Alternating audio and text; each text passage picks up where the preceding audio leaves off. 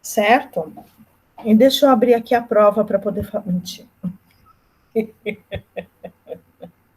Quem saiu? Maria Helena. Por quê? Todo mundo sabe que hoje é revisão? E aí as aulas dessa semana estão assim, desse jeito? A semana inteira é revisão de todas as matérias. E a galera tá assim, super animada, tipo 3. Aguardemos P1. Ai, desculpa, coceira no olho. Vamos lá. Então, hoje é dia 23/9, vamos fazer uma revisãozinha básica com esses 3 aqui. A gente iniciou as aulas desse quarto semestre de vocês. Gente, já foi metade dele. Passou muito rápido. E nós começamos a falar sobre a situação das crianças no Brasil, certo? Então, na verdade, quem protege essas crianças, a gente vai ver, deixa eu ir direto para aqui, vamos lá.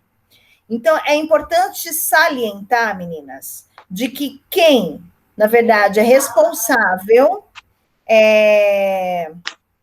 em fazer com que a lei federal seja dita, feita, né, é o Estado, a sociedade e a família. Quem tem a obrigação de proteger as crianças, né, na verdade, são o Estado, a sociedade e a família. Beleza? Se tiver uma perguntinha besta assim, quem é que protege as crianças e adolescentes? Quem? Meu pai? Minha avó. É o Estado, a sociedade e a família.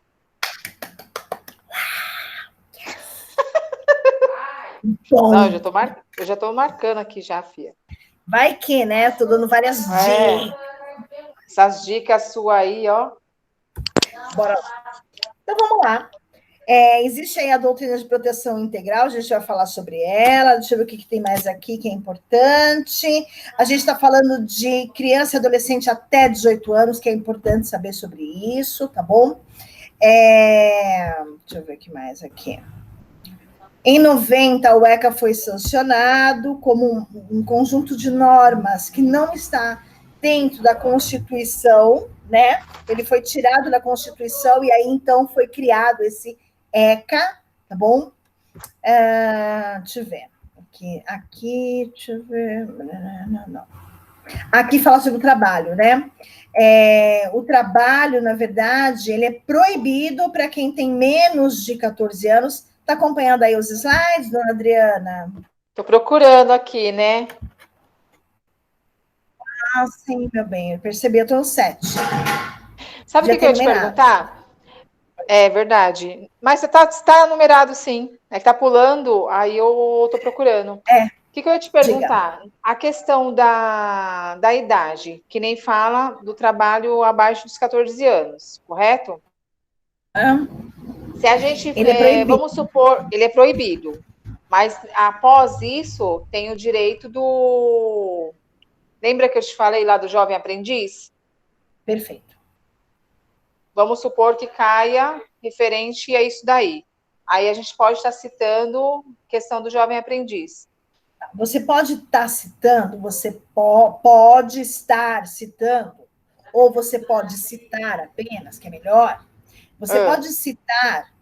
Nossa, essa professora de português é embaçada. Você pode dizer, citar, se pedir, Adriana, tá bom? Sim. O menos é mais, tá? Ok, meninas, entendi. Pelo amor de Deus, o menos é mais, tá? Entendi. Se eu estou perguntando para você, ó, por exemplo, uma pergunta besta. A partir de que idade a criança pode começar a trabalhar? Aí você põe lá. A criança pode trabalhar acima dos 14 anos de idade, né? Por exemplo, como jovem aprendiz. Não precisa, por exemplo, que eu não pedi exemplo, tá? Tá. A partir dos 14 anos de idade. Amei. Vou dar até um coraçãozinho. Tá bom? Então, antes dos 14 anos, não pode trabalhar, tá? É proibido por lei. Aí, então, a gente vê como trabalho infantil, tá, amores? Depois dos 14 anos, completou 14 anos, Bem-vindo ao mercado de trabalho? Sim, bem-vindo ao mercado de trabalho. Aos 14 anos, pode trabalhar. 14 anos até, sei lá quando. O céu é o limite, né? Aposentadoria é o limite. Vamos lá. Mudei aqui, ó, direitos consagrados UECA. Você está aí já na 9? Vou mudar mais um. Proteção integral. Então tá bom. Devem ser dadas aos menores de 18 todas as oportunidades e facilidades, tá bom? Para que tenha desenvolvimento físico, mental, moral, espiritual, social, em condições de liberdade e de dignidade, tá bom? Quais são as oportunidades e facilidades dadas aos menores de 18 anos? Físico, mental, moral, espiritual, social, condições de liberdade e dignidade.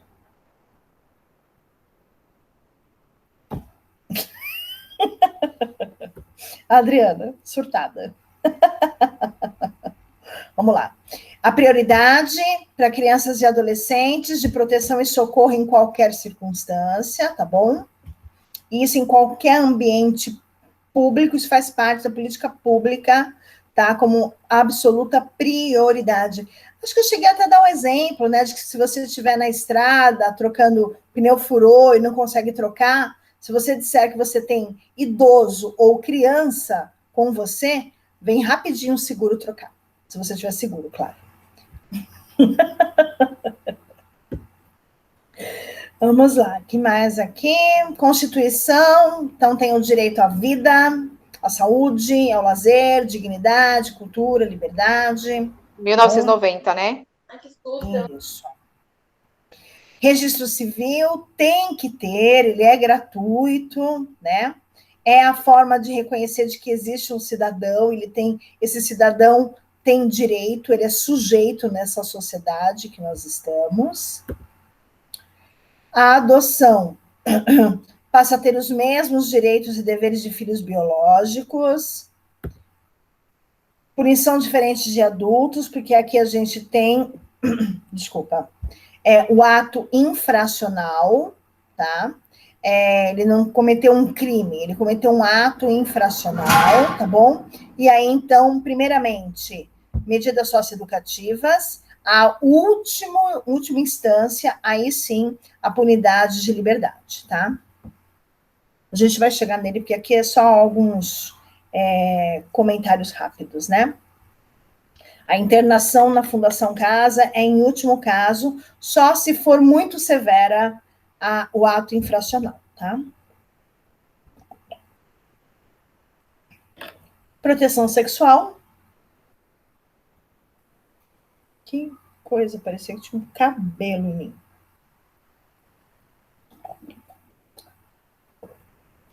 Vamos lá. A proteção sexual é protegê-lo de qualquer perigo de violação sexual, né? Que aí pode ser a cena pornográfica, o sexo explícito, o nudes, né? Que são as fotos, tá bom? Um conteúdo de vídeo, qualquer coisa desse tipo. Vamos lá. Educação. Então, os pais que vão matricular os filhos, é importante salientar isso, tá bom? E tem que também os pais, os mesmos, zelar pela frequência regular dos filhos, porque, do contrário, a culpa recai aos pais, tá bem?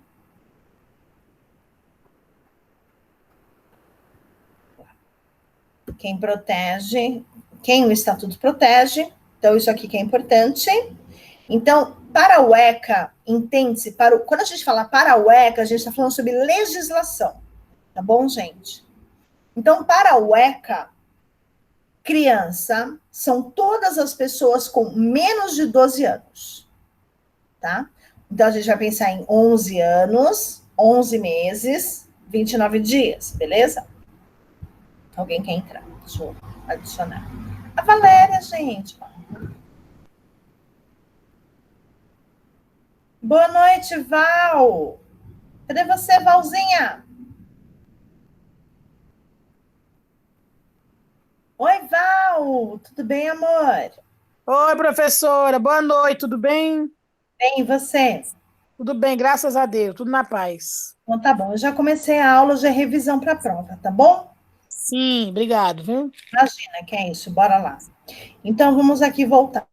Crianças são todas aquelas pessoas que têm menos de 12 anos. Quando completa 12 anos, já não é mais criança, a gente chama de adolescente, tá? Se eu disser que ele é pré-adolescente, eu estou me relacionando à psicologia. Tá bom? Pela legislação, pelo ECA, o ECA só protege criança e adolescente. Ouviram a palavra pré-adolescente? Não, porque essa fase de pré-adolescência, ela é estipulada na psicologia, na saúde, e não na legislação, no direito, tá bom? São âmbitos diferentes. Âmbito da saúde, âmbito da política, da legislação, tá bem? Então, ele protege criança e adolescente, tá? Adolescente, quem são? Quem tem de 12 a 18 anos. Beleza? Então, tá bom. Aqui criança embaixo, é de 11 a 11 meses e 29 dias, né? Até 11. Você pode colocar pessoas com menos de 12 anos. Você vai entender que completou 12, você já não é mais criança, você é adolescente. Quantos anos tem seu filho, Adriana? 14. Então, ele já é adolescente. E ele já pode trabalhar, viu, meu bem? Com certeza. Chicote. Coitado. Ele vai me odiar. Aqui embaixo tem sobre a medida socioeducativa, se caso a... Socioeducativa, nada. Se caso o adolescente cometeu um crime, um ato infracional, ele é interno aos 17 anos. Como ele fica somente 3 anos interno, lembre-se disso, né? A internação na Fundação Casa é de 3 anos. Tainá, entrando na área. Associação Líder São Sebastião. Não sei quem é. Entrando na área. Tainá, boa noite, querida. É Yasmin ou é Ana Lúcia? Boa noite. Tá entrando também. Tudo bem, querida? Tudo bem, e você, Fran? Tudo jóia, amor. Tudo bem, Yas? Então, tá bom, meu amor. Já começamos a aula, hoje é revisão. Bora lá, tá bom? Tudo bem? Então, tudo bem, tudo jóia. Então, sou 3 adolescente. anos, do dia 17 Isso. Até o 20. 21, né? Se ele receber uma punição aí, de ficar interno por 3 anos, então ele sai aos 21, tá? Ah, tá. Uhum. Então, até os 21. Aí, após disso, aí ele sai, e se acontecer algum ato, alguma coisa, algum crime, né? Porque aí depois chamado como crime, ele aí vai pra cadeia. Perfeito, Dri. Aí ele já não é um cuticute, né? Ontem eu assisti na National Geographic, vendo, enfim, rodando a televisão, eu queria ver alguma coisa mais interessante, e acabei vendo sobre as cadeias que existem em Los Angeles. Las Vegas, perdão. Las Vegas. Menina... como eu queria que fosse aqui. Mas, enfim. Muito interessante. Tem um programa também chamado De Férias na Prisão. Claro que ele é uma sátira de Férias na Prisão. E aí, então, esse da National Geographic, que também fala sobre os presídios, né? A vida dentro dos presídios. Muito interessante. Mas muito interessante mesmo. Também verificar, fazer uma comparação de como é diferente, né? A legislação lá fora, enfim, como que funciona, né? Muito interessante. Vamos lá. Tudo bem aqui, então, né? Então, só para relembrar, vamos lá. Todas as pessoas com menos de 12 anos são consideradas criança no Brasil perante o ECA. Acima de 12 anos, até os 18, são consideradas adolescentes, beleza?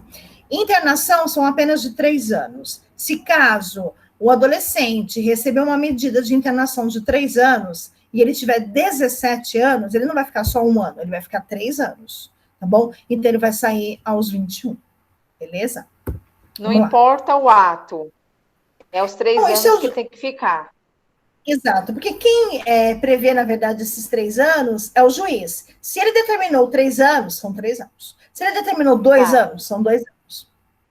Até 3 anos, né? Tá? Vamos lá.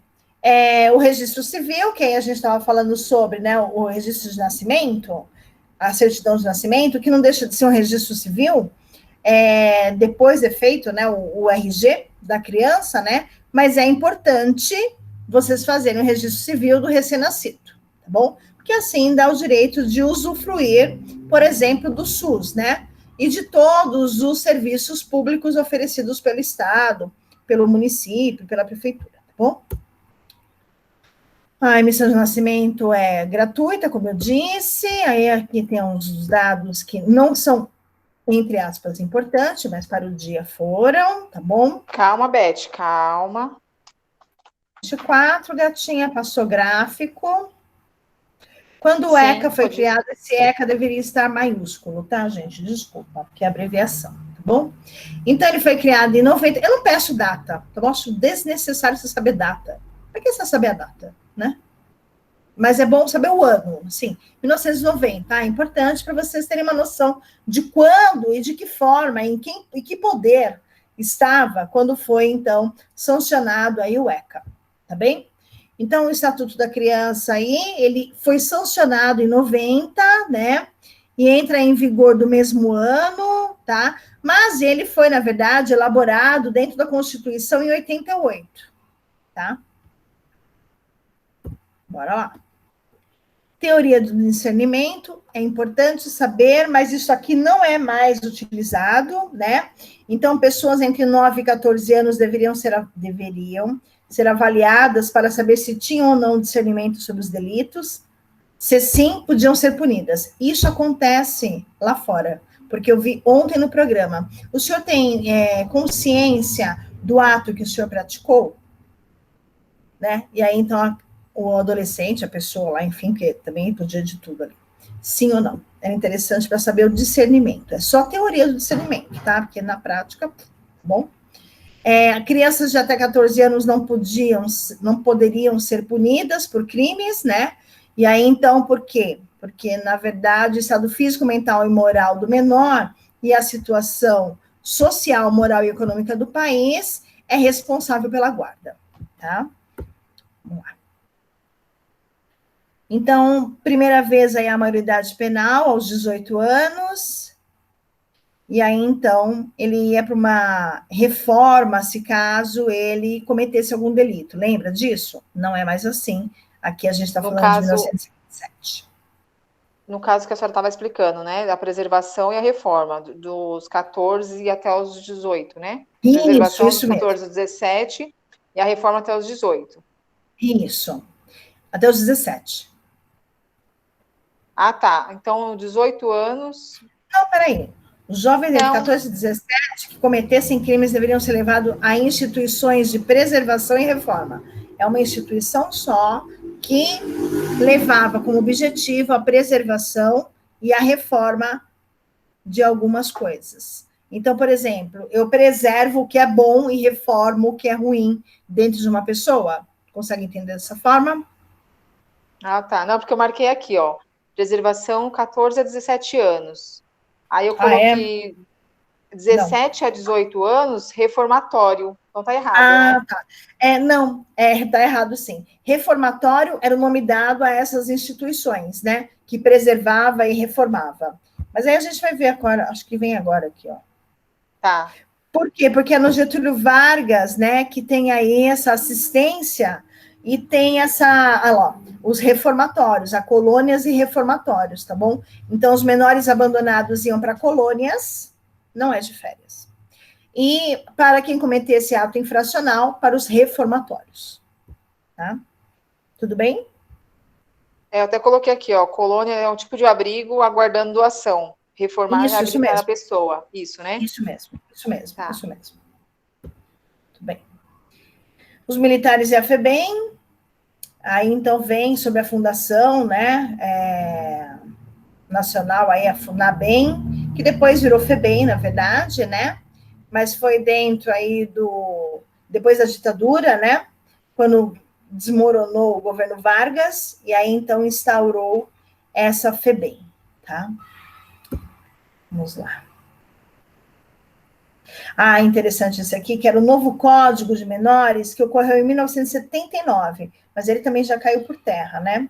Então, quando a criança ou adolescente, menor de 18, né, estava sob responsabilidade do Estado, em algumas situações, por exemplo, ele deveria ser responsabilizado, deveria estar responsável pelo Estado quando ele estivesse em situação irregular, sofria maus tratos, tivesse perigo moral, viver em ambiente contrário aos bons costumes, a infrações penais, quando eles fossem autores, né, dessas infrações, quando eles tivessem desvio de conduta.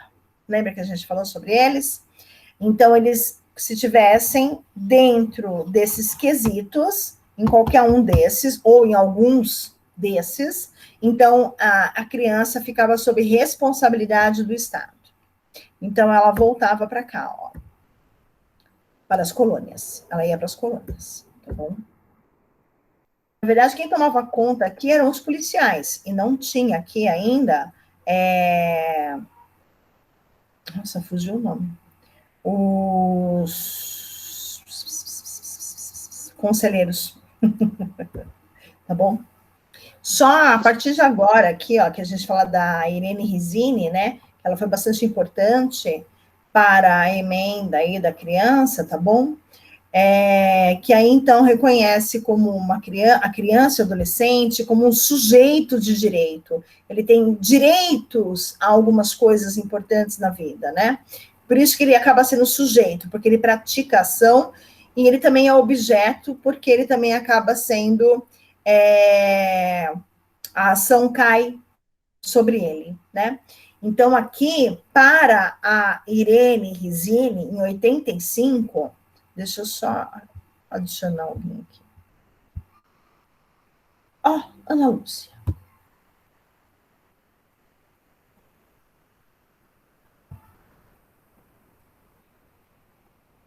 Cadê você, moça? Ana Lúcia, boa noite, querida.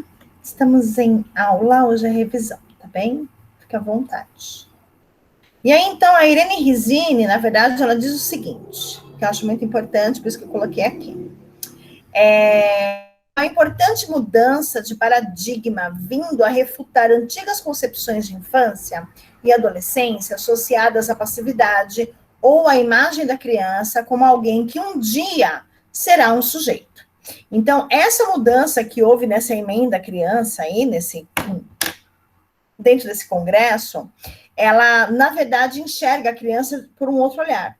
Ela enxerga a criança como sujeito, de que um dia ela fará ações, um dia no futuro, não muito distante, né? Porque se a gente pensar que os adolescentes, os jovens, são sim o futuro da nação, que é uma frase bastante dita, até chata, né? Mas eles de verdade são, né? Eles precisam pensar o que eu vou ser quando eu crescer, né? E aí, quando eu sou alguma coisa, quando eu crescer, porque eu vou crescer, né? Eu atuo dentro da sociedade. Então, eu acabo sendo sujeito em todo o cenário social. Bom, independente do que você será, independente se vai ser um político, se será um bombeiro, um policial, um enfermeiro, um professor, qualquer que seja a profissão dele, ele dentro da sociedade será importante. Porque a gente só tem profissões, hoje, principalmente, que precisam da gente. Então, só existe a oferta e a procura, né? E aí, então, existe quem precisa desses trabalhadores, né? Por isso que existem essas ofertas, tá bom? Então, quando a Irene Rizzini fala sobre essa mudança, dessa emenda que houve essa mudança, é porque a criança se tornou aí o sujeito de direito, né? E que ela será aí um dia sujeito dentro da sociedade. Beleza? Tudo bem, gente? Ficou claro para vocês? Professora, repete para mim, por favor. Claro, vamos lá. Então, a Irene Rizzini, ela aprovou aqui, ela ajudou a aprovar essa emenda da criança, porque ela reconhece, assim como o Congresso também reconheceu, de que os jovens são sujeitos de direito, porque eles têm direito garantido por lei, tá bom? Por quê? Porque eles um dia será sujeito dentro da sociedade atuando de alguma forma profissionalmente.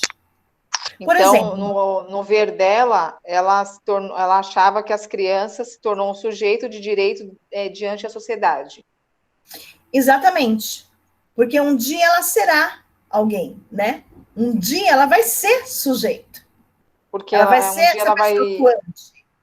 para ações como todo o cenário social. Ela vai o quê? Eu coloquei assim, ó, fará ações com todo o cenário social. Exatamente, ou no cenário social. Porque em todo o cenário social é muita coisa. Então, é no cenário social. Por exemplo, eu atuo no cenário social da educação. Eu não consigo atuar da saúde, do transporte, porque eu não trabalho no transporte, porque eu não trabalho na saúde. Entendeu? Que nem vocês. Entendi.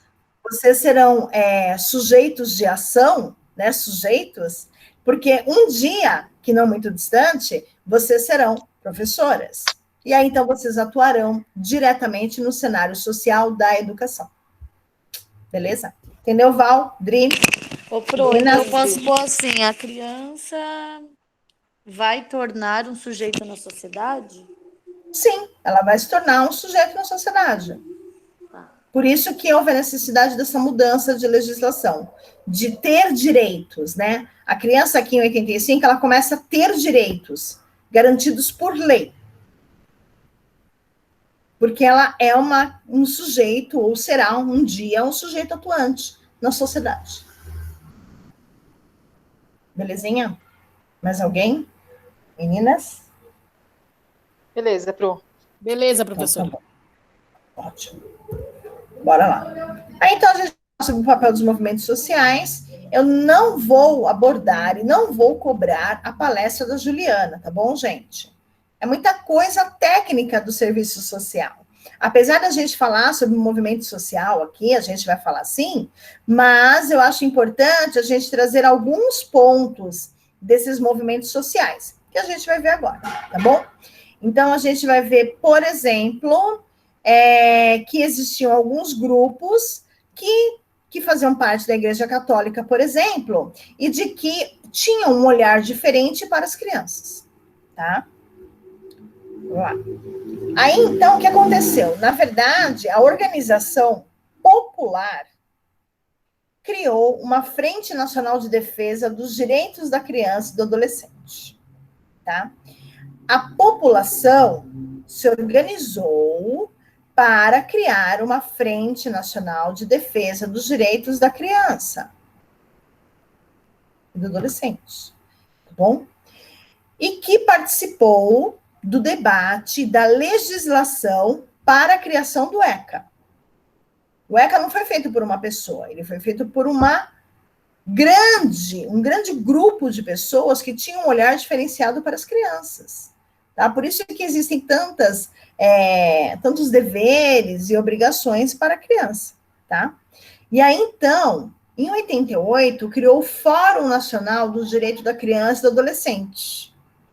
O fórum serve para quê, gente? Para discutir, tá?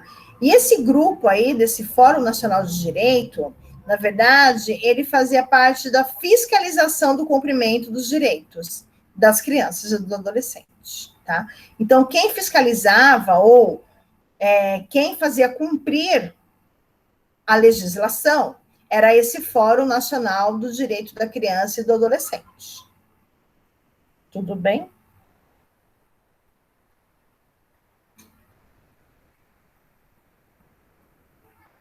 Então ele fiscalizava, né? Exatamente. E fiscalizar não é dizer assim, cumpriu ou não. Fiscalizar é assim, não está cumprindo, então você vai fazer cumprir. Tá bom? Mas ele chegava assim, olhava... E fazia cumprir se caso não estivesse cumprindo. Tá. Como lembrar que a gente está falando de 88? Em 88, a fiscalização era bem mais rígida. Aliás, tinha fiscalização. Como que é essa rede de atenção aí, né, que existia? Deixa eu só voltar uma coisa, gente, peraí. É isso mesmo. Tá. Então, essa rede de atenção aí que existia e que foi, na verdade, estabelecida pelo ECA, né, é de descentralizar da política a proteção da infância. Porque quem fazia a proteção era a política. Aí tira da política e coloca, então, por especialistas do tema, tá? E aí, então, a partir disso, criou, na verdade, uma tríade. Tri significa 3, tá bom? Tríade aí, na verdade, era um engajamento de diferentes setores da sociedade em torno da proteção à criança e adolescente. Então, houve a necessidade de criar uma tríade para descentralizar a política da proteção à infância e juventude, tá bom? Com o engajamento de diferentes setores da sociedade em torno dessa proteção.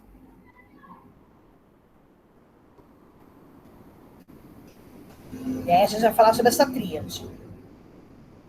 Tríades são 3.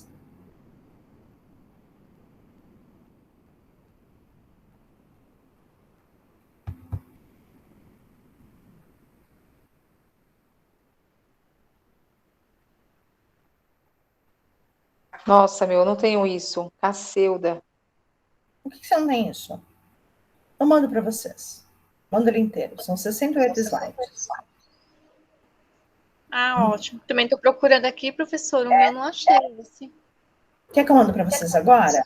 Vocês já Pode mandar, professor. Também não tenho, não. Vou mandar agora para vocês.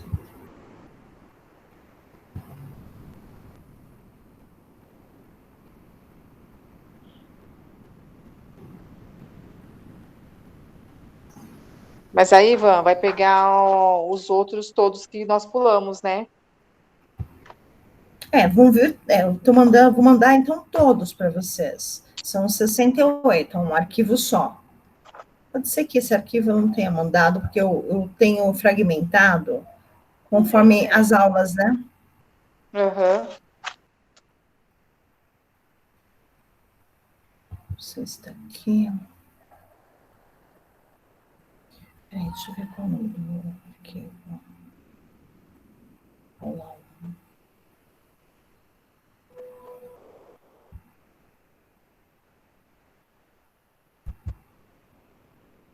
Aqui. Eu vou mandar em PowerPoint para vocês, porque às vezes tem diferença. Pode ser que eu não tenha salvado, tá bom? Vai para vocês em PowerPoint. É esse mesmo que eu estou vendo aqui com vocês, tá? Uhum. Foi. Bora lá. Então, eu estou no 36. Então, a gente está falando da tríade, né? Que fez descentralizar, então, a política, que fazia a proteção da criança e da juventude, para os especialistas em criança e juventude e adolescente, tá bom, gente? Porque não adianta nada a política ficar olhando, sendo que, na verdade, ela não olhava. Porque tinham outras coisas mais importantes para poder olhar. Porque a criança e o adolescente, eles iam crescer, iam melhorar de comportamento e beleza, tá? E aí, então, tirou da política, e aí, então, alguns setores importantes que trabalham com essa proteção aí à criança, tá bom? Que são eles? O Conselho de Direito, Fundo de Direito e os conselhos tutelares. Então, vamos lá. Conselhos de direito, na verdade, aí faz parte do CONANDA, que a gente vai ver aonde? Ó, tá vendo que eu dividi, ó? Aula 3, tá vendo? A gente vai dividir por aqui. CONANDA, cadê ele? Não, essa aula 3, a partir dessa aula 3 eu tenho aqui. Ah, é a aula 2 que eu não mandei. Mas tudo bem, tô mandando agora. Vamos lá. Conselhos de Direito tem existência obrigatória no nível federal, que é o CONANDA, que é um centro de orientação nacional a crianças, enfim, alguma coisa assim, não lembro a abreviação qual que é, tá bom? Quanto os níveis estaduais e municipal. São instituições permanentes formadas por membros do Poder Executivo e da sociedade civil com a função de participar na definição e fiscalização das políticas públicas na área. Então, vamos lá. Por exemplo, tem alguns serviços. O CREAS, por exemplo, o CRAS, que a gente acabou falando bastante durante a palestra e depois em aula, né? Eles, por exemplo, são permanentes, tá? Só que eles não são formados pelo Poder Executivo, mas eles são fiscalizados pelo Poder Executivo, tá bom? Então, na verdade, cria-se alguns lugares com pessoas que vão, que nem aqui, ó, o Fundo de Direitos, né? Esse Fundo de Direito, onde tem, por exemplo, o Conselho Tutelar, esse sim faz parte desse nível estadual municipal aí, e fiscalizado pelo Poder Executivo, o Conselho Tutelar. Dentro dele vem os fundos dos direitos. O que é fundos? Toda vez que se fala fundos na política, a gente está falando de dinheiro, tá bom? Fundos dos direitos, na verdade, é a grana que se recebe do governo federal, tá bom? Para, então, investir em algumas decisões que os conselhos tutelares trazem. Por exemplo, lembra que eu falei para vocês que o Conselho Tutelar, ele é responsável em olhar o bairro para ver o que está faltando para as crianças e adolescentes, para eles terem bom desenvolvimento moral, físico, intelectual, cultural, lembra? De saúde, né? Então, ele vai olhar no bairro para ver o que está faltando. Gente, falta uma praça aqui com uma quadra, por exemplo. Pronto, ele vai então, ele serve para investir nos conselhos? Não é nos investir pelos conselhos. Então, pelas ideias dos conselhos, mas é claro que esse conselheiro, que faz parte do conselho tutelar, esse conselheiro que viu que está faltando aí uma quadra, ele vai chegar no conselho tutelar, que é formado por um grupo de pessoas, e dizer assim, gente, acho que naquele bairro X está faltando uma quadra. O que vocês acham então, não disso? seriam os conselhos tutelares, seriam conselhos que levam ideia para os conselhos tutelares. Isso mesmo, os conselheiros levam para os conselhos. Tá. É confuso, né? Mas é isso mesmo. Conselheiro tutelar é aquele que aconselha, né? Tá bom? É aquele que vai na casa das crianças para poder ver como que tá a situação, vai na escola, é o conselheiro, tá? E ele tem que ir até o conselho tutelar, que é um espaço físico, aonde tem outros conselheiros e aonde tem, na verdade, alguém aqui do Poder Executivo, tá? E aí, então, eles seriam recebem... essas pessoas que trabalham nessa Conanda? Pode ser também, mas pode ser levado para o Conanda também, depois. Olha, a gente decidiu fazer uma quadra. O que o Conanda acha? Eu acho legal, vou liberar a verba. Pronto. Aí vem a verba e aí, então, é feita a quadra. Entendeu como funciona? Esses três, essa tríade. Então, eu tenho o espaço físico, eu tenho quem comanda e eu tenho o dinheiro que recebe para executar as ideias desse conselheiro que leva para o conselho.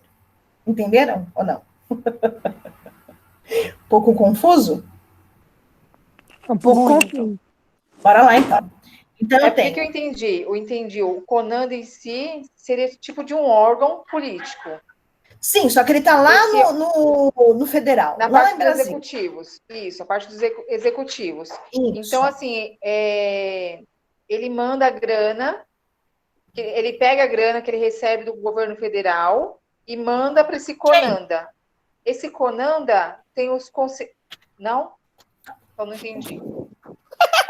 Eita, meu Deus, é difícil, né? Tudo bem. Aí. O Conanda, ele está lá em Brasília. Tá bom? O Conanda é o que faz parte aí dessa...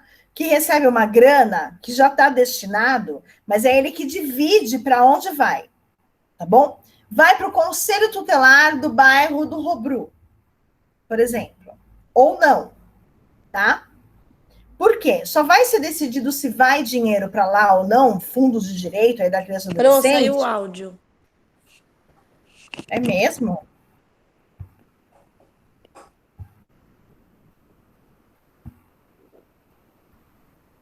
Oi, tá me ouvindo? Dá para ouvir nada. Eu tô. Sim, tô ouvindo. Yas, acho que é o seu, então, que a Adriana, a Valéria, a Maria Helena estão ouvindo. Tá ouvindo, Yas? Eu tô ouvindo também. Tá, você está me ouvindo? Pra mim tá normal também. É? Você tá me ouvindo também, Yasmin? Ou não? Tá me ouvindo? Ana, tá me ouvindo? E eu tô ouvindo você. Deixa eu falar aqui. Eu tô ouvindo normal. Eu estou ouvindo. Come com arroz, né? Para de brincar com isso aí. Fala aí na sua casa.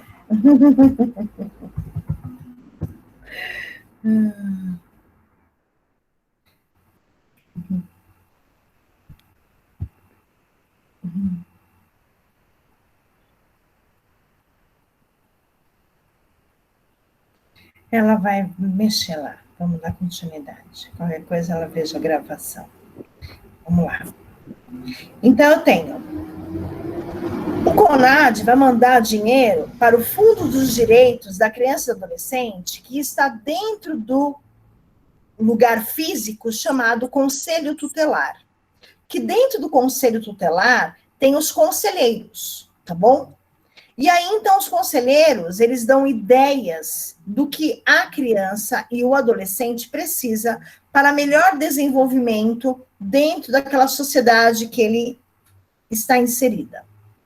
Entenderam? Agora ficou mais fácil? Agora ficou melhor. Pro, explica de novo, porque meu áudio foi pro beleléu. Então, tudo bem, bora lá. Então, eu estava dizendo aqui que o CONAD, ele fica com dinheiro. Aí, então, o Conselho Tutelar, né, que é um órgão físico, né, que os conselheiros fazem parte dele, eles têm uma ideia, né, e essa ideia precisa ser concretizada. Para ser concretizada, eles precisam pedir dinheiro para o governo federal. CONAD libera a grana. Aí o conselho tutelar, que é o prédio, que é o estabelecimento físico, recebe essa verba, e essa verba, então, é feita a construção de alguma coisa para melhor desenvolvimento das crianças e dos adolescentes dentro daquela sociedade que ele está inserida. Por isso que a gente fala de tríade, porque a gente está falando de conselhos de direitos da criança, dos fundos dos direitos, porque tem que ter grana para poder fazer alguma coisa pelas crianças e pelos adolescentes, e tem que ter o conselho tutelar. Tá bom? Então, dentro do conselho tutelar tem os conselheiros, tá? Então, conselho tutelar, fundo dos direitos e conselhos de direitos, tá? Tudo bem, gente? Se eu perguntar na prova, qual é a tríade de garantia de direitos de crianças e dos adolescentes, vocês vão me dizer conselho de direitos, fundo dos direitos, conselhos tutelares. Entenderam? Gravaram isso? Eu gravei. Repete, por favor. Então, Conselho de Direitos. Tá aqui, ó. Vamos voltar aos 3 slides. Conselhos de direitos, fundos de direitos, porque tá vendo que o resto se repete? Porque é da criança e do adolescente, né? E conselhos tutelares. Qual é a tríade de garantia de direito das crianças e dos adolescentes previsto pelo ECA? conselho de direito, conselho tutelar e o outro é o da vizinha. Conselhos de direitos, fundos, o dinheiro. Fundos dos direitos. Conselho tutelares. E conselhos tutelares. Muito bem.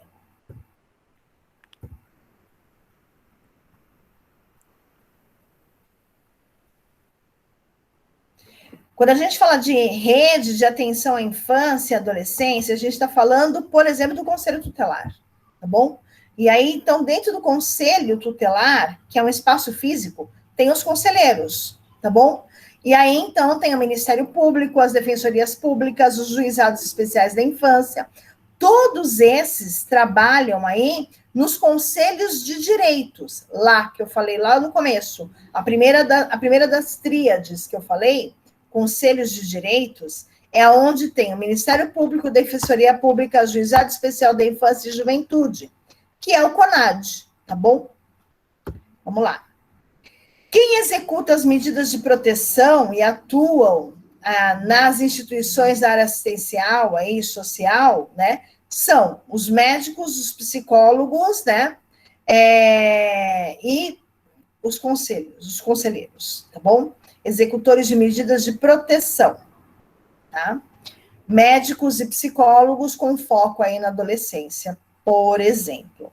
Mas dentro dos centros de desenvolvimento social, a gente pode encontrar os conselheiros, tá?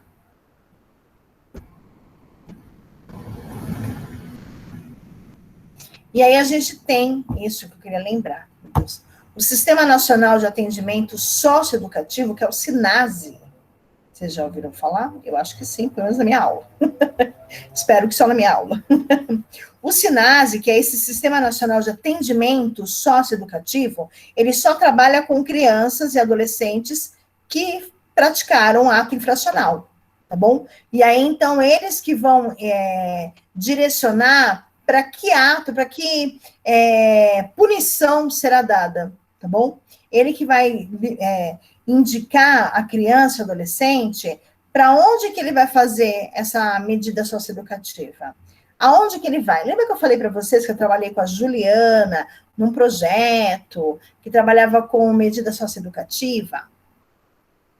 Então, o SINASE indicava esse projeto para as crianças daquela região que praticavam medidas, que praticaram algum ato infracional, tá bom? Então, o SINASE encaminha as crianças e os adolescentes para esses serviços sociais que existem, né? Sociais porque tem o serviço social ali dentro, né? Ele vai fazer um trabalho social, né, a criança, que são as pessoas que vão dizer qual é a medida socioeducativa que você vai cumprir, né? Entenderam, amores? Na minha cabeça é tão simples, às vezes tão difícil de explicar em algumas situações. Vamos lá. O EC é a punição, a gente já falou bastante disso, a gente viu vídeos até, né? Foi bem interessante, né? Então, a gente tem aqui que é necessário assegurar efetivamente a eficácia aí das medidas socioeducativas, e o SINASE, ele tem aí esse objetivo, tá? O SINASE tem o objetivo de assegurar efetividade e eficácia das medidas socioeducativas, tá? Sistema Nacional de Atendimento Socioeducativo, SINASE. Existem diferentes medidas socioeducativas. Qual o objetivo do SINASE perante as medidas socioeducativas? Qual é o objetivo do SINASE?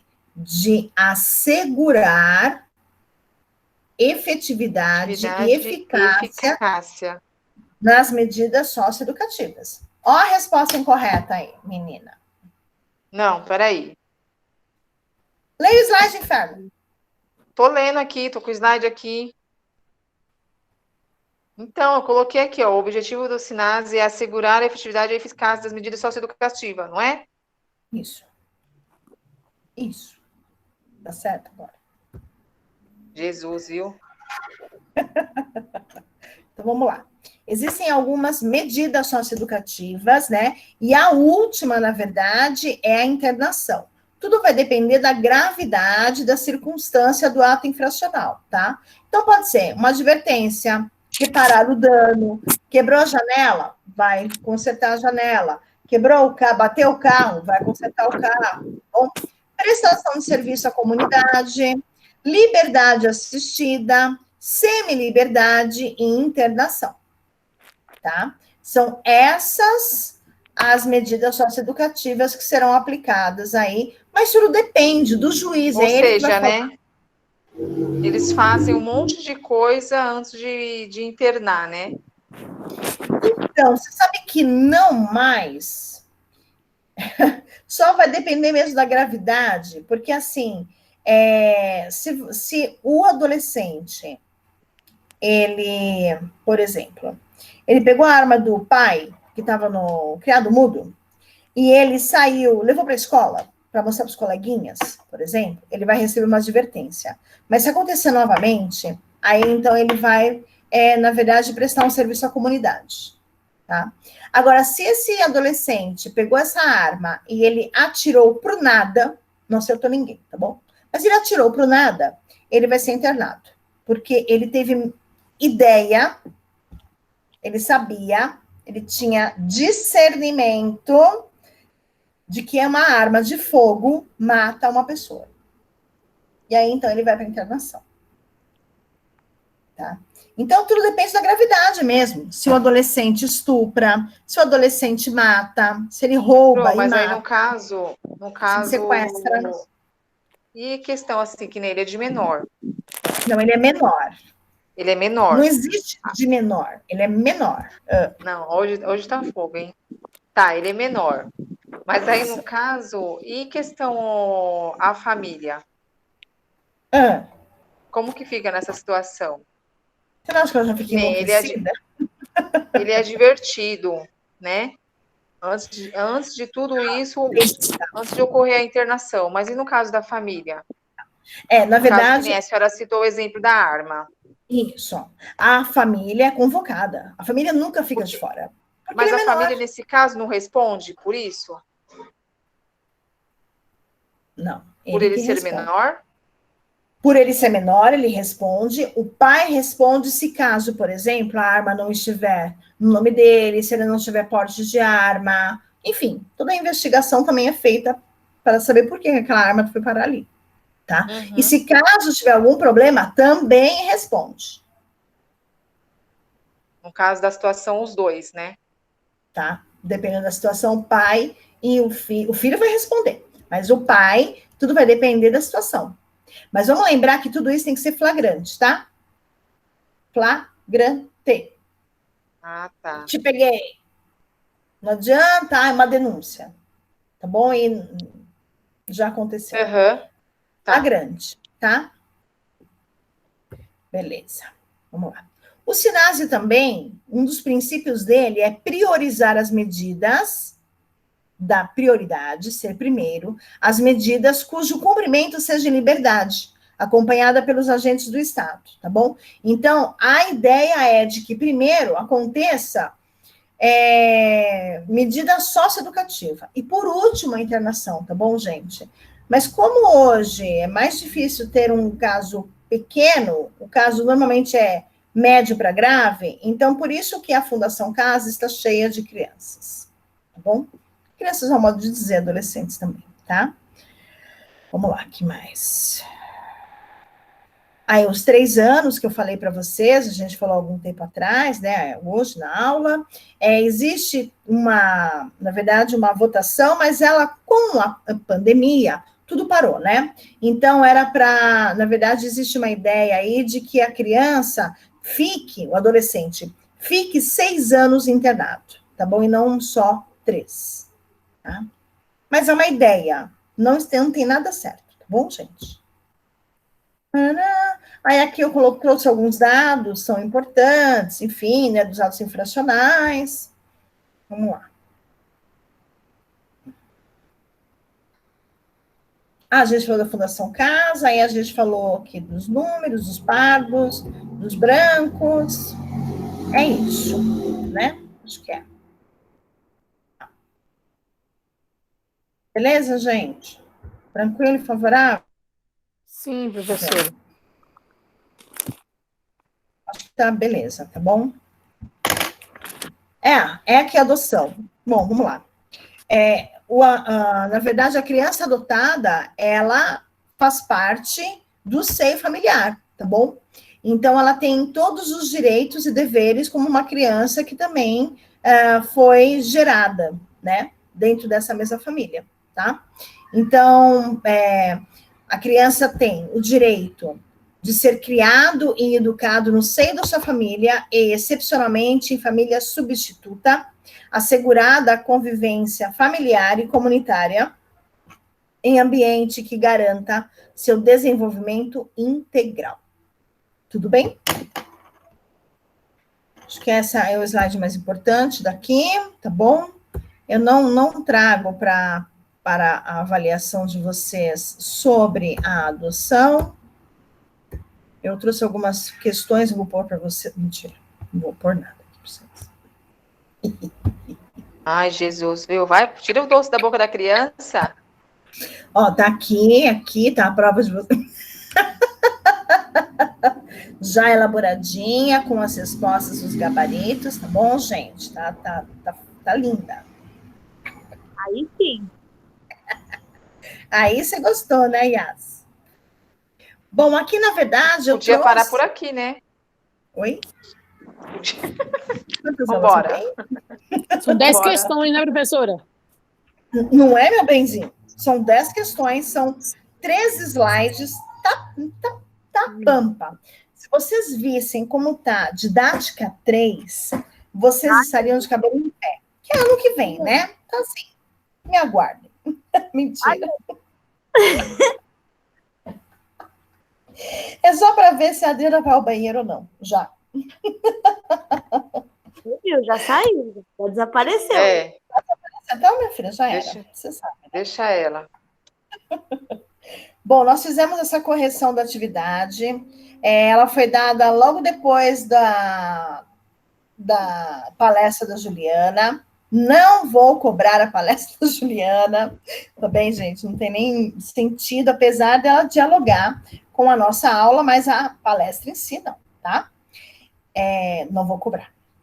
Então, vamos lá. A gente falou sobre calamidade pública, e aí, então, eu vou ressaltar aqui, que a calamidade pública tem que ter pelo menos 2 dos 3 danos que existem. Dano humano, danos materiais e danos ambientais. Para ser calamidade pública, o governador do estado tem que reconhecer que houve pelo menos 2 danos: danos humanos, materiais ou ambientais. Beleza? Quais são os 3 tipos de danos que se caracteriza a calamidade pública de acordo com as nossas aulas? Dano humano, material e ambiental. Partiu. Quando que é situação de emergência? Tudo vai depender do que, gente?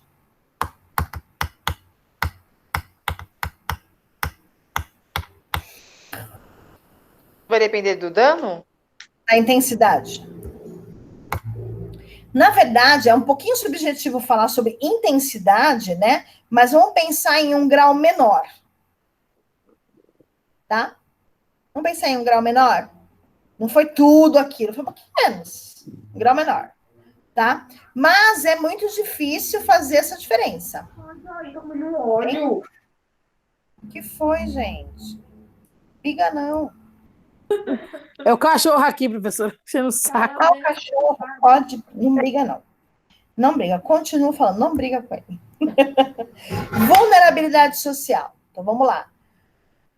Me digam o que é vulnerabilidade social. Adoro definições, né, gente? Vocês sabem. O que é, qual é, para que serve, exemplifique, tipo, adoro. Vamos lá. Não pus muita coisa. Vulnerabilidade social é quando existe uma baixa capacidade material, simbólica e comportamental de família, grupo ou de pessoa para enfrentar e superar os desafios que elas encontram na vida. Bom, e isso causa o quê?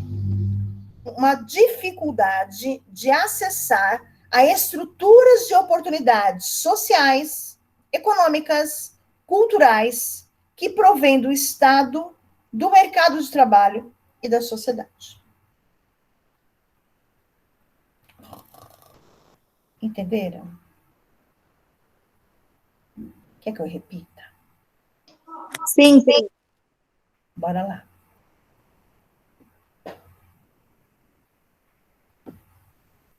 Acho que eu não consigo. Ah, não. Achei que eu conseguisse fazer uma coisa, mas eu não vou conseguir. Tá bom. Então vamos lá. Vulnerabilidade social é quando uma pessoa ou uma família apresenta uma baixa capacidade material, simbólica e comportamental para enfrentar e superar os problemas que ela encontra durante a vida. Dificultando, porque se ela não consegue encarar, vai dificultar o acesso à estrutura de oportunidades sociais, econômicas e culturais que vêm do Estado, do mercado de trabalho e da sociedade. Na verdade, eu estou lendo o que está aqui, gente, interpretando o que está escrito aqui.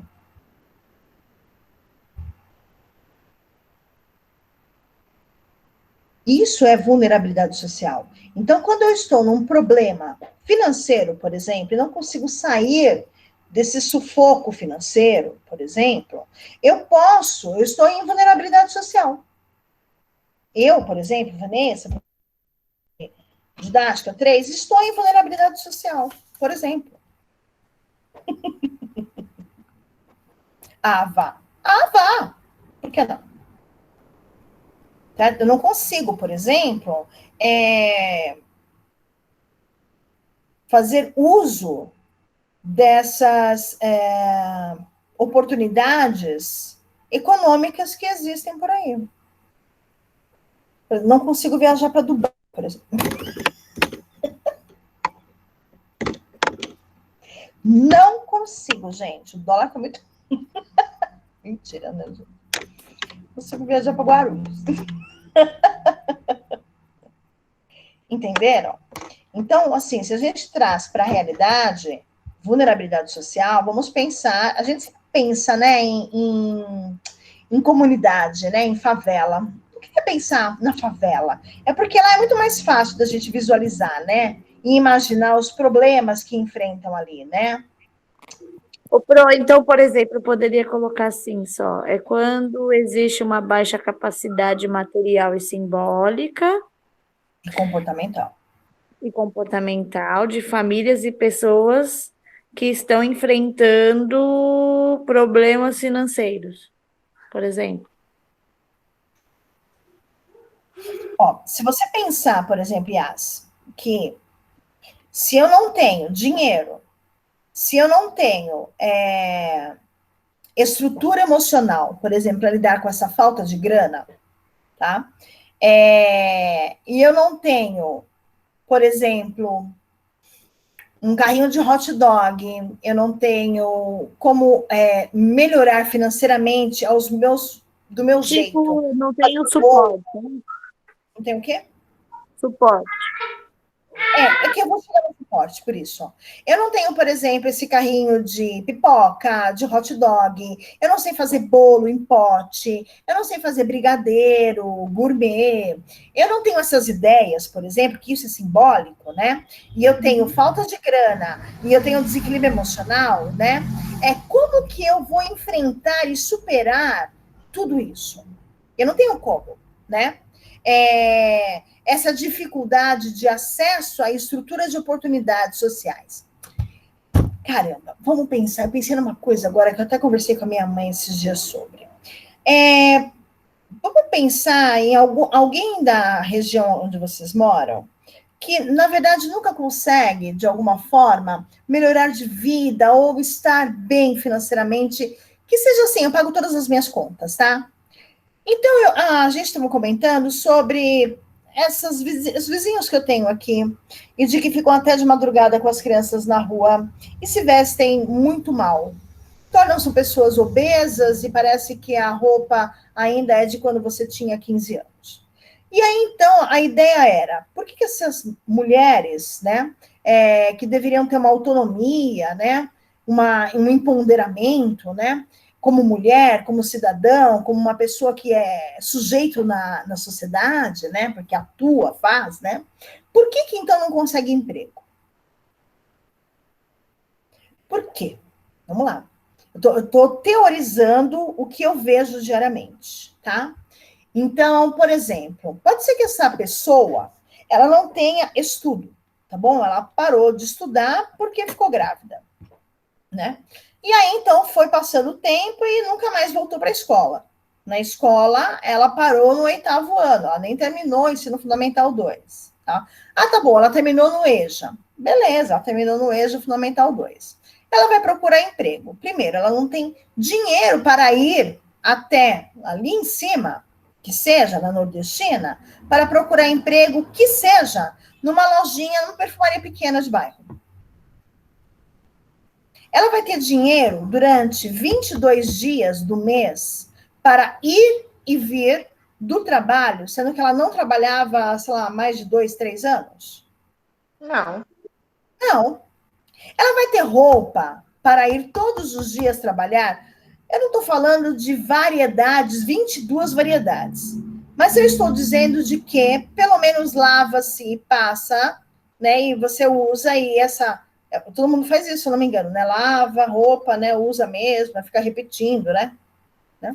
Mas, assim, será que ela tem, pelo menos, 5 blusinhas diferentes? Será que todas as 5 blusinhas diferentes comportam aquele corpo? Ou fica para fora algumas coisas? Então, assim, tem tudo isso, né? Mas por que então ela não compra roupa para poder ir que seja a R$10? Porque R$10 para ela é muita coisa. De repente, ela prefere comprar R$10 em carne moída, ou salsicha, ou frango. Entre comprar uma blusinha e comprar 1 quilo de frango. Não é verdade? Sim. Olha como é difícil as oportunidades que aparecem econômicas. Eu diria, então, a cultural não vai existir nessa situação, porque cultura aí é quase um luxo, tá? Mas quem tem que promover isso, promover é dizer que existe, fazer existir, é o Estado. Então, eu sempre falo que cultura aqui perto, tem a fábrica de cultura aqui. Eu vejo vazia. Mas tem a fábrica de cultura. Não vai porque não querem. Porque o Estado fez. Entendeu? Então, existe. Agora, por exemplo, o caso dessa moça, ela tem 4 filhos. E, assim, eu não consigo ver uma atuação de futuro nela. Porque, assim, trabalho, não. Ela vive de doação. Então, como que essa pessoa pode melhorar de vida? Aí, então, ela vai atrás do CRAS, do CREAS. Eles vão dar aí o suporte, o apoio para quem está em vulnerabilidade social. Entenderam? Então, assim, pensar que essa pessoa não tem dinheiro, de que ela não tem o marido, né? De que ela parece ser uma desequilibrada emocionalmente, tá? Ela faz parte de uma família, né? E que todos eles enfrentam o mesmo problema, só que ela e a irmã não trabalham porque elas tomam conta dos filhos, principalmente na pandemia, que as creches estão fechadas. Então, assim, como que ela vai ter acesso a essas estruturas de oportunidades sociais? O CREAS, o CRAS. Como que ela vai ter acesso às oportunidades econômicas? Trabalho. De repente, não passa na cabeça dela de ser vendedora de Boticário, Natura, Jequiti, Valizer, sei lá, Demilos, né? Valizer, Demilos, Tupperware, sei lá. Ou não passa na cabeça dela de que ela poderia fazer aquele bolo que ela faz todo domingo, que deve ser gostoso, sei lá, tô brincando, que de repente ele poderia ser vendido em pote, de porta em porta, ou nas empresas, na farmácia, no comércio aqui em cima. Entendeu? Então também faltam essas ideias. Ela poderia ser manicure. Ou também passar roupa, né? Sei lá. A gente se vira de certa forma. Mas, assim, é claro que a gente está falando de um exemplo, coloquei mais coisas, tirei outras, enfim, para formar aqui a vulnerabilidade social e não dentro de uma comunidade favela, tá? Mas num bairro. É um bairro. Feio, mas é um bairro. Isso é uma outra coisa. Tá bom? E, então, é isso. Entenderam? A vulnerabilidade social, até onde vai, enfim, como que é, né? É difícil, é difícil, é difícil. Sabe? Vamos lá. A falta de prevenção ou aprofundamento das situações de vulnerabilidade podem gerar situações de riscos decorrentes da exposição à violência, exploração, negligência, né? E, enfim. E claro que a vulnerabilidade social, ela pode sim ser potencializada. De que forma que pode ser agravado isso? Por exemplo, essa mulher que eu estou falando, ela vive de aluguel. Ela não tem dinheiro para pagar o aluguel. Daqui a 3 meses, recebe uma carta que não é de amor. Não é verdade? Então, assim, pode ser que ela tenha que sair daí no Potencializar o chute. risco do despejo, né? E aí, então, isso, o despejo é esse agravamento diante dessa situação, né? Então, pode ser agravado? Pode sim. Por exemplo, pode ser que uma das filhas dela, que é pequena, pode ser estuprada, abusada por um. Ou uma filha adolescente pode ficar grávida. Isso agravou, potencializou o grande problema. Ou ela está tão desesperada porque os filhos estão com fome, que ela tenta roubar o açougue. Ela tenta levar uma linguiça calabresa que assim, no bolso, dentro do mercado, pacote de bolacha para criança. Então, olha onde vem as coisas depois, né? Pela necessidade. O que pode acontecer, né? Pode agravar. E aí ela pode ser presa, por exemplo. Ela piorou a situação. Tá? Então, pode agravar? Sim, pode, né? E como o que a gente faz para não agravar? Prevenindo, né? Ou então, pedindo socorro para os órgãos competentes, como o CREAS e o CRAS. Beleza? Vulnerabilidade. Aqui eu trouxe o exemplo que eu coloquei, enfim, né? Depois vocês leem com calma. É um dos exemplos de vulnerabilidade social, tá bom? Isso é vulnerabilidade social. Me diz aqui. Futuro essa criança vê, gente. Coitada. Né? Pode agravar isso aqui, ó? Pode todo mundo. Por exemplo, esse morro pode cair. Todas as casas irem embora. Agravou? Opa, muito mais. Incêndio, né? Sim, também. Incêndio, pode ser. Abuso e exploração sexual, vamos falar um pouquinho sobre ele, tá bom? Abuso sexual é cometido por pessoas próximas, crianças, tá bom? Aqui a gente pode pensar na família, no intrafamiliar. Quando a gente fala de intrafamiliar, nós estamos falando de pessoas que fazem parte daquela família, que tem convívio com aquela família. Por exemplo, se o tio vai todo final de semana na casa, ele faz parte do intrafamiliar, tá? Agora, extrafamiliar, por exemplo, a professora, ela é extrafamiliar. O médico, extrafamiliar. O tio distante lá de Campinas, extrafamiliar. Tá bom? Por quê? Porque dificilmente vê a criança. Agora, quem vê, frequenta a casa, não é ver, frequenta a casa diariamente, semanalmente, regularmente, aí sim faz parte do intrafamiliar, que normalmente as violências são intrafamiliares, tá bom? Então, normalmente é avô, avó, tio, irmão, padrasto, por aí vai.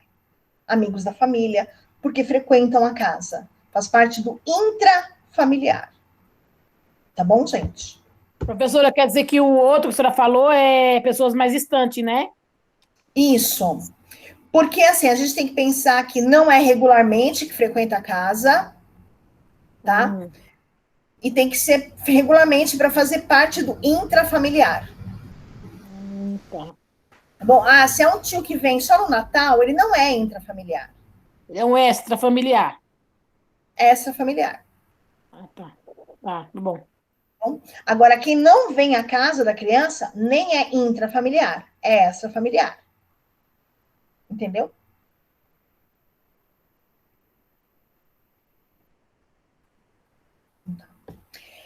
É claro que, quando a gente fala de abuso sexual, o alvo preferencial são as garotas, e aí de 0 a 14 anos, mas os meninos não ficam de fora, tá bom? O agressor pode, no abuso sexual, ver a criança tomar banho, pedir para ela tirar a roupa na frente dele, mostrar o órgão genital, dançar nua, ou que senta no colo, tá bom? Ou que fica apenas observando de longe, tá? Ou então, o que é de fato abuso sexual. Ato como sexo oral, sexo anal, masturbação, penetração com os genitais ou dedos, faz parte aí, visto como perversão, tá bom? Mas vamos lembrar que estupro é pênis e vagina. Pênis e ânus não é estupro, tá bom? Pênis e boca não é estupro, é abuso sexual. Exploração sexual vai explorar o sexo, né? Para então, pode ser uma aceitação, pode ser ganhar dinheiro, pode ser ganhar alguma coisa diante do sexo, tá? E aí, então, existem alguns abusos sexuais, né, que a gente conversou, que foi a oferta de sexo para obtenção de favores variados, né? Então, a criança tem sexo para, sei lá, ganhar uma boneca, tá bom? Para ganhar um celular. Pronto. Professora, Pode falar, amor. deixa eu te perguntar, você falou que estupro é pênis e vagina, é isso? Então quer dizer que um homem não pode estrupar um menino. Então ele fez um abuso sexual. Exatamente, não é estupro. O homem só estrupa se for do sexo feminino, isso? Porque tem que ter a vagina e o pênis para ser caracterizado estupro. Nossa, interessante, viu? É assim. É importante saber.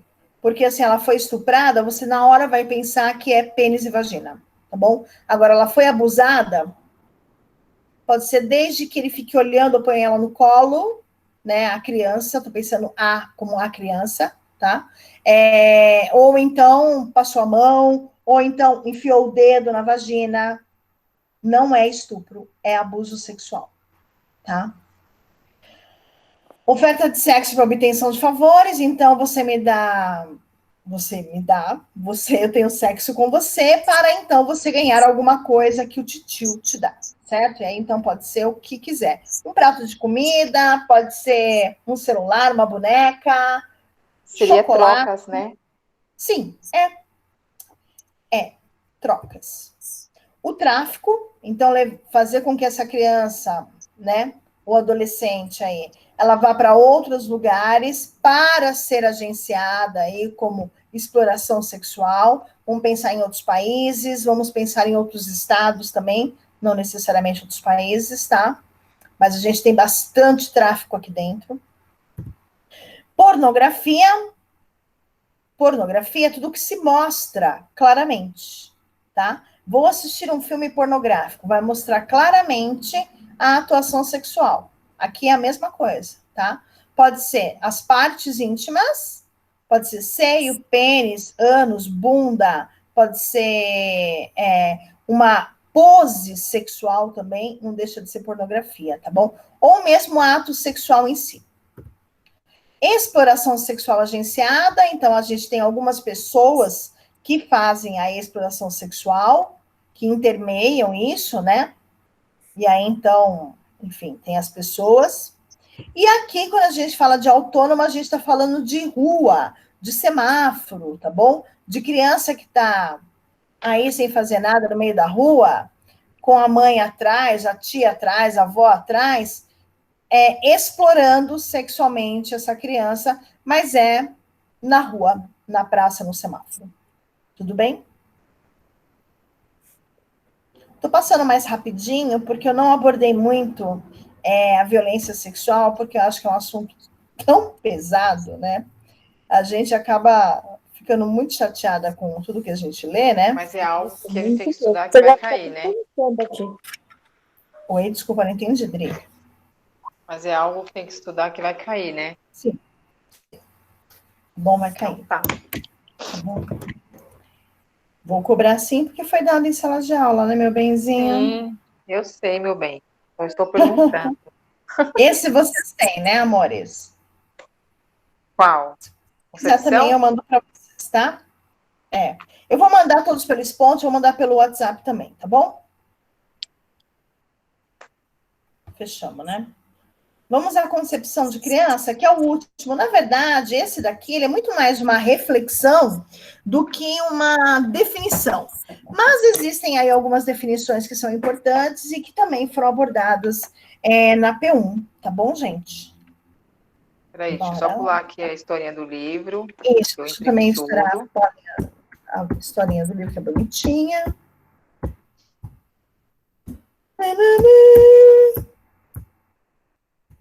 Você tá com dor de cabeça já.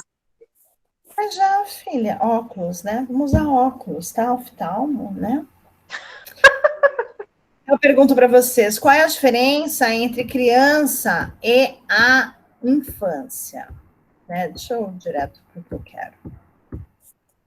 Peraí. Eu tô no 33, viu, gato? Peraí. Tô operando. Olha, eles estavam quietinhos, né, gente? Cheguei. Estão todos dormindo. Chegou? Se caso vocês não tiverem esse slide, eu também mando hoje, tá? Vamos lá. Então, infância.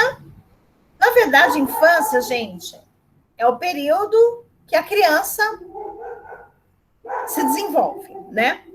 Assim, grosseiramente dizendo. É o período em que a criança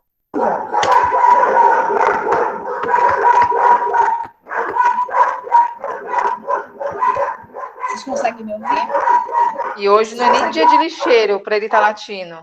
Então, é cachorra no cio.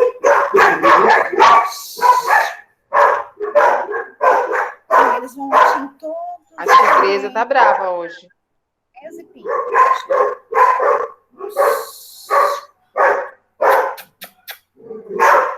É o Pingo. Tigresa, tá com fome. Ô, Pingo. Pingo. Chega. Pingo, vem assistir aula com a gente. Tava aqui deitada assistindo a aula com a tigresa, os dois babando aqui. Tava até roncando, não vou ver. Vamos lá. Então, a infância, assim, grosseiramente dizendo, é o período em que a criança se desenvolve, tá? Mas a infância, na verdade, ela é uma categoria histórica, porque, assim, quando a gente pensa em infância da minha avó, é muito diferente da minha. Por quê? Porque, na verdade, possui vários significados a sociedade daquele período. Por isso. Então, existe uma definição que eu acho também muito importante. Eu vou mudar, mas eu volto o slide, tá, Diana? Calma, não surta.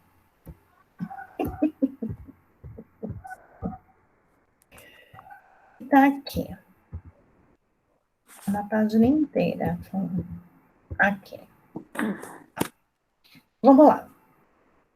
Existe essa definição. Existem algumas definições também bastante interessantes na internet por aí fora que vocês vão encontrar. Mas, vamos lá. A infância, na verdade, ela é o fruto das transformações da nossa sociedade. A cada mudança na forma de pensar, agir, na cultura da sociedade, muda também nossa maneira de conceber a criança. Mas essa mudança não elimina as concepções anteriores construídas. As transformações na sociedade não acontecem de maneira isolada. E assim também são as concepções sobre a infância. Mesmo no movimento histórico de transformação social, ainda trazem muitos fragmentos das concepções do passado. Então, da mesma forma, lá, como aqui, eu vou voltar lá, tá bom?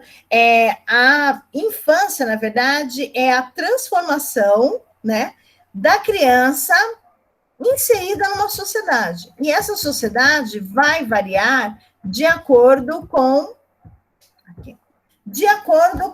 a época em que ela viveu, tá bom? Então, a infância, ela é um período onde a criança está em desenvolvimento e ela está inserida numa sociedade que, de acordo com a sociedade da época, ela tem um estilo, tem o seu... O que me foge as palavras? Ela tem o seu estímulo como sociedade, né? A sociedade estimula essa criança a ser o que ela é por conta daquele período que ela está passando. Deu para entender, estímulo gente? social? Pode ser, estímulo social, pode ser. Eu coloquei assim, ó, transformação da criança inserida na sociedade, que de acordo com a sociedade da época, ela tem o seu estímulo social. Ela tem o seu estímulo, pronto, que é muito social aí, né, menina? É, muita sociedade, né? Sociedade em cima, embaixo. Mas tá certo, só tira esse social aí do final.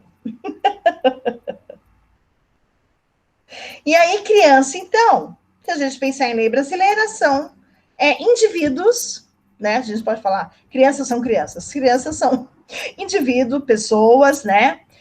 Seres vivos, seres humanos, com até 12 anos de idade incompleto, tá? Porque por que 12 anos... fala aqui outros documentos até 9?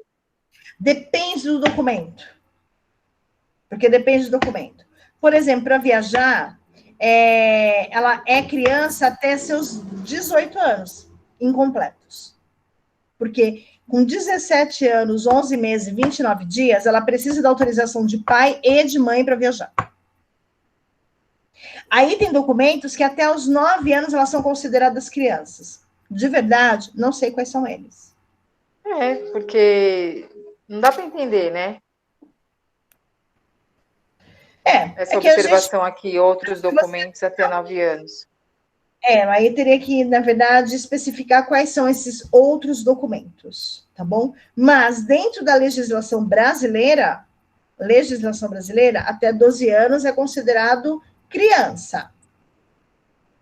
Tá? Tem uma outra definição do Emily Durkheim, que é um pouquinho melhor do que essa, porque essa é muito bruta, assim, né? Mas é válida também para colocar, porque criança, lembre-se que a gente tem bebê, criança, adolescente, adulto e idoso. A gente tem dentro do processo evolutivo nosso de vida, né, da nossa evolução, né, de nascer, crescer e morrer, por exemplo, a gente tem aí algumas fases, tá? A segunda fase da vida é a infância, é ser criança, certo? Então, criança, ela pode ser, segundo Emily Durkheim, objetos de um processo de inculcação de valores, normas, comportamentos e saberes. Inculcação significa inserir.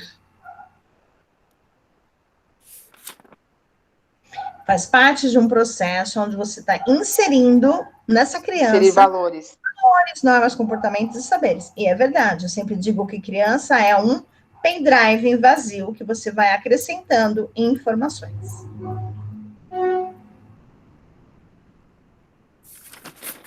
Beleza? Sim, senhora. Meninas, tá tudo bem? Sim. Tá. Na verdade, aqui, gente, muito mais reflexivo, como eu disse, esses slides, do que ele pontual, tá? Do que uma definição ele traz aqui. Então, na maioria deles tem perguntas e a gente foi respondendo durante a aula, tá? Não trouxe essas respostas para a prova. Bom, aqui a gente tem alguns representantes da pedagogia que influenciaram, sim, o processo de escolarização, né? Vocês conhecem todos eles, porque nós já falamos sobre cada um deles, certo? Pestalozzi, Durkheim, Montessori, Piaget, Froebel, certo? Como eram as escolas, como são as escolas, né? E a gente está pensando em escola tradicional e escola contemporânea, vou colocar assim, tá bom? Aqui a gente está falando sobre a formação de professores para atuar nessas instituições, se a academia, a faculdade, ela é importante o suficiente ou não, tá bom? Isso também reflexivo, tá? Aqui também, como o professor, né, qual é a relação dele, né, com esse aluno, se é a criança que está centrada ou é o professor que é o centro da atenção, tá bom? Enfim, amores.